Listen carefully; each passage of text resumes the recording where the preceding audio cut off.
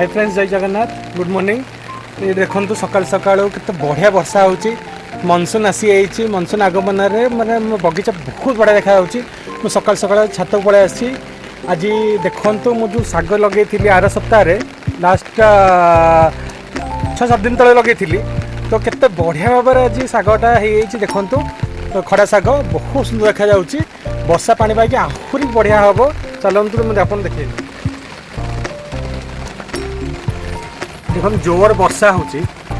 Monsoon आसी के सुंदर है वर्षा हो। देखु माने गछ माने मो गछ माने टिके त्राही पाई खरारू केते बढ़िया भाव।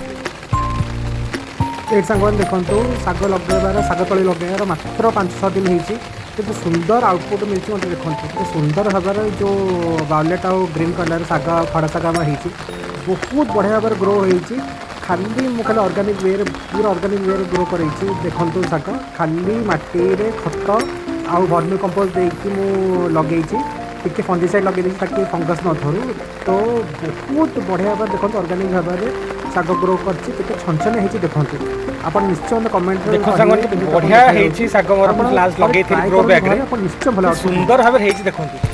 ये सांग मैंने देखो छात पर गोटे काठ चंपा गछ भी आम अच्छी केते सुंदर भाव फुटी। देखो व्हाइट आउ येलोइश कलर से भेराइटा मोर तार बास्ना तो मैंने बहुत बढ़िया मैंने पूरे छातटा ही महकी उठुची काठ चंपार बहुत बढ़िया गच। मुझे स्वर्ण चंपा गोटे लगे फुटनी फुटिला निश्चय देखेगी। आउ चलो देखिए आउ कौन कौन लगे। ये देखो से दिन गोटे बढ़िया गोटे रेडिश ऑरेंज गोटे मंदार फुटी ये देखो। तापर ये देखो गोटे डबल पाखुड़ा येलो मंदार केते सुंदर भाव में देखो मंदारटा। ये गोटे यूनिक मंदार यार गोटे येलो भेराइटी आसे गोटे रेड भेराइटी आसे। रेड भेराइटीटा मत मिलनी कौ नर्सरी मुझे देखी गोटे नर्सरी कितु आउ थे मिलनी आनिक निश्चय लगेगी। आउ गोटे देखो गोटे बढ़िया भाव गोटे बड़ गोटे हाइब्रिड भेराइटी गोटे रेड कलर मंदार। आ ये देखो आम देसी मंदार तो पूरे गचर भर्ती हो दिन को मिनिमम 20-30 टा फुटुची।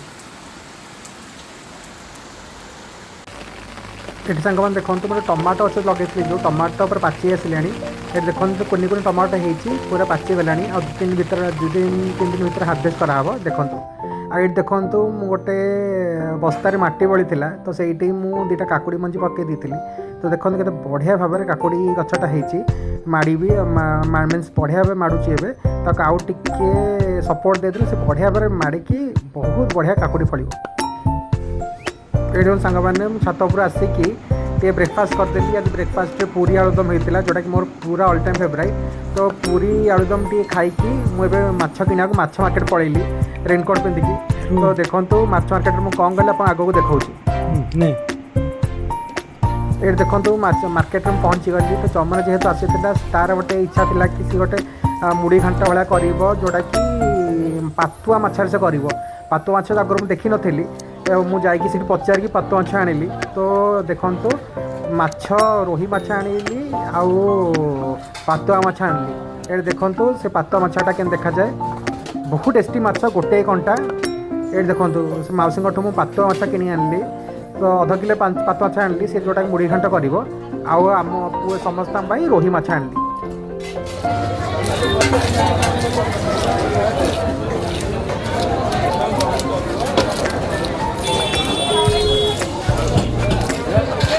देखो दुपर आम लंच माछ भजा सोरिष तरकारी होता माछ सोरिष झोल। तो देखो माछ भजा हो चली सोरिष तेल। तो बहुत माछ बजार को 2-3 पीस आम खाई से बेलू। ये देखो जमुना तार कला मुड़ी घंट विभिन्न प्रकार परिया और से पात माछ जो आसाला प्लस माछ मुंड कि पकईकी आमर से तरकारी कराला।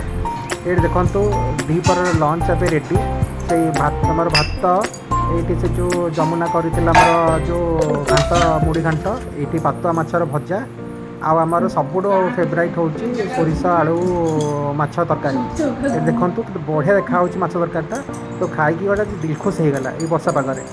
तापर खाई सारा पर देखो रेस्ट नहीं कि जमुना आम सब उठी गलु गोटे बड़ पणस आम आनी गाँव। तो पाची होता तो देखो ये तोला मीन्स खोला हो।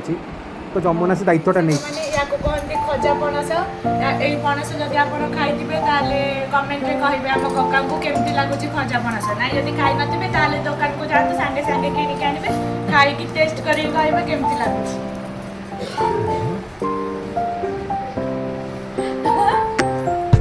को कहलो पुरी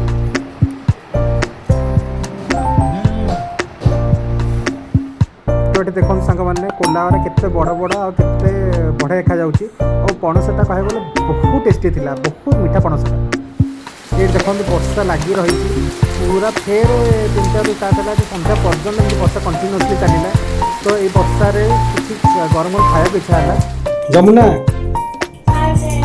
अरे कौन करछु आज टिके वर्षा हेला बहुत वर्षा होची से पई हम कका को मन होइछ तो टिके छणा खाया को किछि ओटे गरम गरम जिंस खाया को मु कहली कका चला आज पकड़ी छानिबा तो देखो वाओ बढ़िया तो देखाउची कौन कौन मिसैछु की एथरे पड़िछि लंका पियाज भेसुआ पत्र आ बेसन सेटा कोन खाइबा सोडा लुण पके कर दे गोळैछि तापरे ताको एबे छानिबा देखा केमती टेस्ट आछि हम कका खाइ कहबे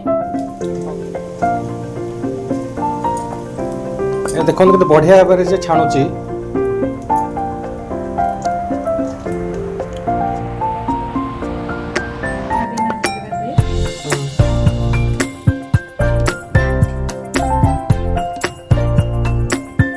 देखते पकुड़ी जमुना बहुत बढ़िया भाव कर जो पकुड़ी बहुत क्रिस्पी आउ टेस्टी थिला तो ता संग को अक्षरा कर देथिला समस्त जामुन जूस कर देथिला तो बहुत टेस्टी जूसटा होता सांग मैंने आपको जब ब्लॉगटा भल लगे निश्चय मत कमेंट जनइबे और आगामी आउ गोटे नुआ शानदार ब्लॉग रे देखा टिल दिन जय जगन्नाथ।